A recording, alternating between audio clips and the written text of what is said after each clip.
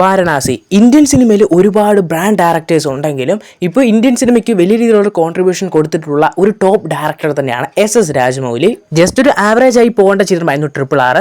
ആ ഒരു ചിത്രത്തിന്റെ സ്ക്രിപ്റ്റ് ആയാലും അത്ര സ്ട്രോങ്ങും കാര്യമൊന്നുമല്ല, എന്നിട്ടും മേക്കിങ്ങും വിഷ്വൽസും എല്ലാം വെച്ച് ജസ്റ്റ് ഒരു ആവറേജ് ആയി പോകേണ്ട ചിത്രത്തെ 1000 കോടി അടുപ്പിച്ചിട്ടുള്ള മുതൽ. ഒപ്പം തന്നെ ഇന്ത്യൻ സിനിമയ്ക്ക് ഈ പുള്ളി ഡയറക്ട് ചെയ്തിട്ടുള്ള എല്ലാ സിനിമകളും ബ്ലോക്ക് ബസ്റ്റർ വിജയം തന്നെയായിരുന്നു.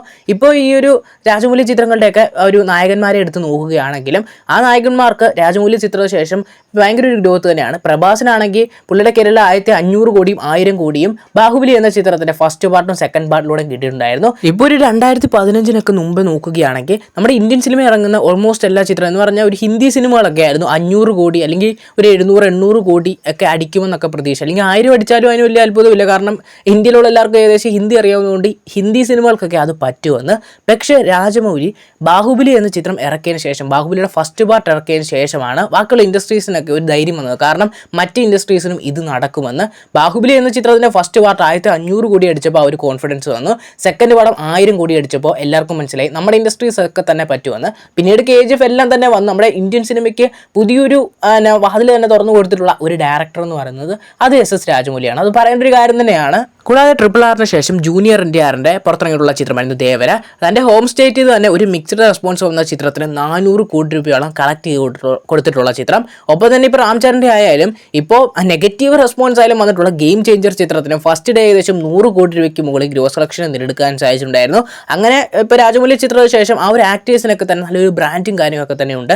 പിന്നെ മുമ്പോട്ട് അത് യൂസ് ചെയ്യുകയാണെങ്കിൽ നല്ല രീതിയിൽ തന്നെ വരും. ഇപ്പോൾ പ്രഭാസിൻ്റെ ആയാലും ഏത് ചിത്രമായാലും ഫസ്റ്റ് ഡേ 100 കോടി കളക്ഷൻ അത് ഉറപ്പുള്ളൊരു കാര്യം തന്നെയാണ്. അങ്ങനെ പോകുന്ന ഒരു ബ്രാൻഡ് ഡയറക്ടർ അടുത്തതായി സംവിധാനം ചെയ്യാൻ പോകുന്ന ഒരു സൂപ്പർ സ്റ്റാർ ചിത്രം എന്ന് അറിഞ്ഞപ്പോൾ തന്നെയുള്ള ഹൈപ്പായിരുന്നു. സൂപ്പർ സ്റ്റാർ മഹേഷ് ബാബു നായകനായി എത്തുന്ന വാരണാസി എന്ന ചിത്രം തെലുങ്ക് സിനിമയെ ഇന്ത്യൻ സിനിമയിലോട്ട് എത്തിച്ചെങ്കിൽ ഇനി ഇന്ത്യൻ സിനിമയെ ലോക സിനിമയിലോട്ട് എത്തിക്കാനുള്ള ഒരു കോൺട്രിബ്യൂഷൻ ആയിട്ടാണ് വാരണാസി എന്ന ചിത്രത്തെ കാണുന്നത്. അതിന് ഒരുപാട് പ്രത്യേകതയുണ്ട്. ഫസ്റ്റ് ഓഫ് ഓൾ ഈ ഒരു ചിത്രം അടുത്ത വർഷം April 7 വേൾഡ് വൈഡ് തിയേറ്ററിലേക്ക് റിലീസിനെത്തുമെന്ന് ഒഫീഷ്യലി തന്നെ കൺഫേം ആക്കിയിട്ടുണ്ട്. കൂടാതെ ഈ ഒരു ചിത്രത്തിന് മറ്റൊരു പ്രത്യേകതയും കൂടി ഉണ്ട്. ഇന്ത്യൻ സിനിമയിൽ ആദ്യമായിട്ടാണ് ഒരു ചിത്രം അന്റാർട്ടിക്കയിൽ പോയി ഷൂട്ട് ചെയ്യാൻ പോകുന്നത്.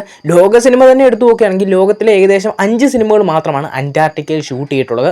ആ ഒരു 5ാമത്തെ സിനിമയാണ് ഇപ്പോൾ വാരണാസിയായി മാറിയിട്ടുള്ളത്. ഈ ഒരു ചിത്രത്തിൽ ഇന്റർവെൽ പോർഷൻ ഷൂട്ട് ചെയ്യാൻ ഏകദേശം 180 കോടി രൂപയോളം ചെലവാക്കിയിട്ടുണ്ട്. അതായത് ബാഹുബലി ഫസ്റ്റ് പാർട്ടിന്റെ ഏകദേശം ഒരു കറക്റ്റ് ബഡ്ജറ്റ് ആയിട്ട് തന്നെ വരും. അങ്ങനെ മൊത്തത്തിൽ പറയുകയാണെങ്കിൽ എന്തൊക്കെയോ സംതിങ് ബിഗ് ആണ് രാജമൗലി ഉദ്ദേശിക്കുന്നത്. കാരണം ഒരു ഇന്റർവെല്ലിന് മാത്രം ബാഹുബലിയുടെ ഫസ്റ്റ് പാർട്ടിന്റെ ബഡ്ജറ്റ് എടുക്കണമെങ്കിൽ അതൊരു വമ്പൻ സംഭവം തന്നെ ആയിരിക്കാം. ഈ ഒരു ചിത്രത്തിന് ഒരു ഗ്ലിംസ് വഴി തന്നെ ചിത്രത്തിന്റെ ക്വാളിറ്റി നമുക്ക് കാണിച്ചു തന്നെയാണ്. നല്ലൊരു ടൈം ലൈനിലൂടെയാണ് ചിത്രത്തിലെ ഷൂട്ടായാലും നടന്നു പോകുന്നത്. നമ്മുടെ പൃഥ്വിരാജൊക്കെ തന്നെയാണ് ചിത്രത്തിൽ വില്ലനായും എത്തുന്നത്. ഈ ഒരു ചിത്രത്തിന്റെ ഏകദേശം അടുത്ത വർഷം നല്ലൊരു സമ്മർ ടൈമിൽ നല്ലൊരു വീക്കെൻഡോടെയാണ് റിലീസിലെത്തുന്നത്. ഇന്ത്യൻ സിനിമയിലെ വേണമെങ്കിൽ ഏകദേശം 2000-3000 കോടി രൂപയോളം റേഞ്ച് ഈ ഒരു ചിത്രത്തിന്റെ ഇപ്പൊ തന്നെ ടാർഗറ്റ് ചെയ്യുന്നുണ്ട് കളക്ഷൻ. കാരണം ഈ ഒരു ചിത്രത്തിന്റെ ബഡ്ജറ്റ് തന്നെ മൊത്തത്തിൽ 1200 അല്ലെങ്കിൽ 1300 കോടി രൂപയോളമാണ് ബഡ്ജറ്റ് വരുന്നത്. ഏകദേശം ഒരു 3000 കോടി രൂപയ്ക്ക് മുകളിലൊക്കെ ചിത്രത്തിന്റെ ഗ്രോസർ ടാർഗറ്റ് ചെയ്യുന്നുണ്ട്. കാരണം അതുപോലെ ചിത്രം പാൻ വേൾഡ് റിലീസായിട്ടാണ് തിയേറ്ററിലേക്ക് റിലീസിന് എത്താണ്ടിരിക്കുന്നത്. അതുകൊണ്ടൊക്കെ തന്നെ ഈ ഒരു ചിത്രത്തിന് ഭയങ്കര രീതിയിൽ ഇപ്പോൾ നേരത്തെ തന്നെ പ്രൊമോഷൻ ചെയ്ത് നല്ല രീതിയിലുള്ള പ്രൊമോഷനിലൂടെ ചിത്രത്തിന് നല്ലൊരു ഹൈപ്പും കാര്യമൊക്കെ തന്നെ ഉണ്ട്.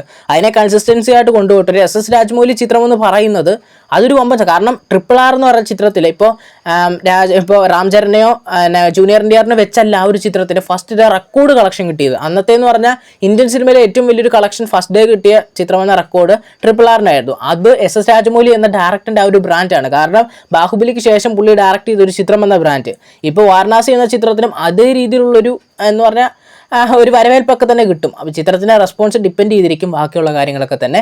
ഇപ്പോൾ വന്നിടത്തോളം ചിത്രത്തിന് ഭയങ്കര ഹൈപ്പും കാര്യങ്ങളൊക്കെ തന്നെ ക്രിയേറ്റ് ചെയ്യാൻ സാധിച്ചിട്ടുണ്ട്. കൂടാതെ ഈ ഒരു ചിത്രം IMAX ഫോർമാറ്റിൽ തന്നെയാണ് ഷൂട്ട് ചെയ്തിട്ടുള്ളത്. നമ്മുടെ പ്രഭാസിൻ്റെ സ്പിരിറ്റ് ഏകദേശം March 5 തിയേറ്ററിലേക്ക് റിലീസിനെത്തുമെന്ന് കൺഫേം ആക്കിയിട്ടുണ്ട്.